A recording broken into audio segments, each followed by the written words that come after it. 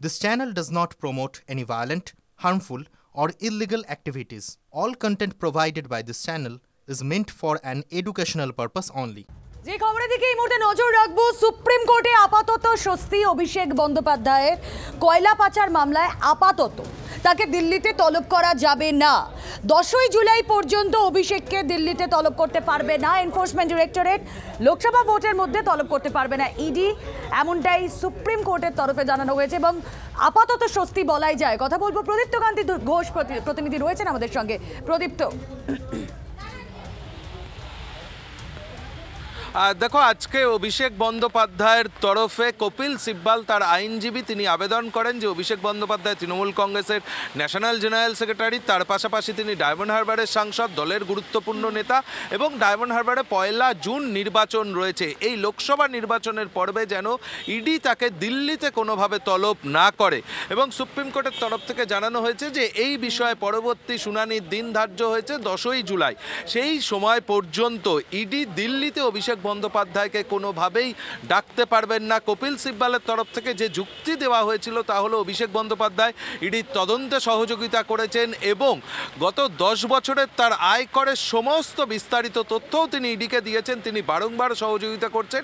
এই জায়গা থেকে যেহেতু লোকসভা নির্বাচনে তিনি প্রার্থী, দলের গুরুত্বপূর্ণ নেতা, ইডি যেন তলব না করে সুপ্রিম কোর্টের তরফ থেকে স্পষ্টই জানিয়ে দেওয়া হয়েছে যে 10ই জুলাই এই মামলার পরবর্তী শুনানি এবং পরবর্তী শুনানির দিন পর্যন্ত কোনোভাবেই তাকে ইডি দিল্লিতে ডেকে পাঠাতে পারবে না। রুজিরা ব্যানার্জির ক্ষেত্রেও কিন্তু একই বিষয় প্রযোজ্য বলেই জানা যাচ্ছে এবং অভিষেক বন্দ্যোপাধ্যায় 2023 সালের 21শে মার্চই ইডির তলবে সাড়া দিয়ে তিনি গিয়েছিলেন। ফলে এই জায়গা থেকে অনেকটাই স্বস্তি বলে অনেকে মনে করছেন, তার কারণ নবজোয়ারের মধ্যেও আমরা দেখেছিলাম যে অভিষেক বন্দ্যোপাধ্যায়কে ইডি তলব করেছিল এবং ইডির সেই তলবে সাড়া দিয়ে অভিষেক বন্দ্যোপাধ্যায় গিয়েছিলেন। লোকসভা নির্বাচন পর্বে অন্তত তাকে সেরকম কোনো পরিস্থিতির মুখোমুখি হতে হবে না, দিল্লিতে যেতে হবে না ইডির তলবে সুপ্রিম কোর্টের নির্দেশের পর, সেটাই অন্তত দেখা যাচ্ছে। রুমেলা, অনেক ধন্যবাদ প্রদীপ্ত। আর অভিষেক বন্দ্যোপাধ্যায় আজ সভা রয়েছে, অভিষেক বন্দ্যোপাধ্যায় লাগাতার প্রচার করছেন লোকসভা নির্বাচনের, কিন্তু আজকের যে জায়গায় যেখানে তিনি প্রচার সারবেন, যেখানে তিনি জনসভা করবেন, অতি সম্প্রতি আমরা বারবারই শিরোনামে থাকতে দেখেছি বসিরহাট লোকসভা কেন্দ্রে জনসভা করবেন অভিষেক বন্দ্যোপাধ্যায়। সন্দেশখালীর মানুষজন সেখানে আসছেন, সেখানে ভিড় করছেন এবং অভিষেক বন্দ্যোপাধ্যায় তিনি কনফিডেন্ট যে রেকর্ড সংখ্যক মানুষের ভিড় এবার এখানে হবে। বসিরহাটের সভা থেকে অভিষেক বন্দ্যোপাধ্যায় কী বার্তা দেন, কৌতূহল সব মহলের। সভার পর যা জানতে পারছি এখনো পর্যন্ত আমরা, বসিরহাটে একটি মন্দিরের উদ্বোধনও করবেন অভিষেক। কথা বলবো, সৌরভ গুহ রয়েছেন আমাদের সঙ্গে। সৌরভ,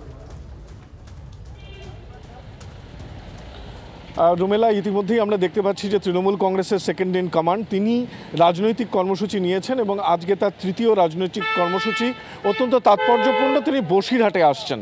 লোকসভা নির্বাচনের আগে সবথেকে বড় ঘটনা যা রাজ্য রাজনীতিতে আলোড়ন ফেলে দিয়েছে তা হলো সন্দেশখালীর ঘটনা।